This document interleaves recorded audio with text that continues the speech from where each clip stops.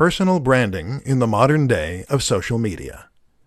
Personal branding is an immensely fascinating concept when it comes to marketing, and one that will be naturally interesting to many people. Essentially, personally branding means taking your name and your image and turning that into your brand. This is a way for people to potentially achieve a minor form of celebrity online, hence the mass appeal, while also presenting an opportunity for businesses to reach a much larger audience in a far more personal and impactful way. In this presentation, we're going to look at what personal branding is, why it's exciting, and how you can make the most of it. Personal brands explained. The best way to explain a personal brand is to suggest a few examples you can learn from. Take Tim Ferriss, for instance. Tim Ferriss is a prominent creator, an author, a podcaster, and someone who has a massive online following. Part of Tim's success comes down to his branding. Notice how you know his name rather than a company.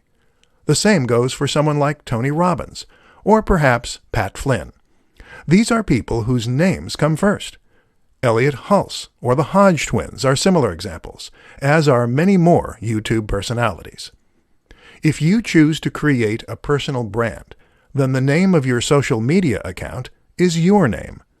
The things you post are clips from your life, and the business name takes a back seat. Why it works. There are many reasons that personal branding works well, and particularly when combined with social media. For starters, a personal brand makes your website and business feel much more personal, and it makes people feel as though they know you and can relate to you. That means they'll feel as though they can trust you, and in turn, that means they'll be willing to buy from you. Another reason it works is because people love living vicariously. People love getting an insight into the lives of others, and this way, your social media will become much more interesting and addictive to follow. Finally, though, using yourself as your brand allows you to sell the value proposition. A value proposition drives most successful products. This is the promise for what your product can do for people. It is the lifestyle you're promoting and the emotional hook. By having a personal social media account, you can show yourself living the lifestyle you're selling. And when you do that, people will be inspired to buy your product. Quickest ways to piggyback off of Instagram influencers. In this presentation, we're going to be looking at one of the most powerful strategies that any business or brand can use to promote itself, leveraging the power of influencers.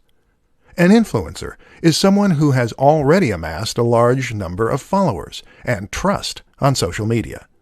They might regularly post to YouTube, Instagram, or somewhere else, and either way, they will now control the hearts and minds of thousands or even millions of followers. The good news is that these people are individuals, and many are just hobbyists. That means that they will often be excited at the prospect of working with a big brand. That's you. And especially if there is financial incentive involved. This is a win-win situation then. So how do you go about getting the most from the method? Choose wisely. The first tip is to ensure that you choose your influencers wisely. Don't necessarily go for the biggest person in the niche first, as they will get hundreds of offers a month, and you may not be able to compete. Instead, choose an influencer who is currently on the way up. They'll enjoy the boost they get from you, and you'll get to grow with them. Send review products. One of the quickest, easiest, and cheapest ways to get promotion from an influencer is to send them a product to review on their channel. Just send them your product early to give them the exclusive, or to make it an exciting prospect, and often you'll get free coverage. Of course, this doesn't guarantee a positive review, though, so make sure the product is good, the approach is right, and the influencer is fair. Pay for a shout-out. Paying for a shout-out of some form is a very quick and easy way to get access to a large audience. This can be as simple as sponsoring a video and getting a short message at the start. Message them. Easier still? Just message the creator and see if they respond. Team up for an ad. A little more involved, but still highly effective, is to team up for an ad. This means you're going to pay to have an ad created and/or put in the time and effort to create one yourself. However, you're going to star the creator, which will give them a massive boost and give your video a massive boost. Tips to creating headlines that will click with your audience. Social media and content marketing are a match made in heaven. Adding content to your site gives your site value. It gives people a reason to visit and to keep coming back, and it lets people know that you know your stuff.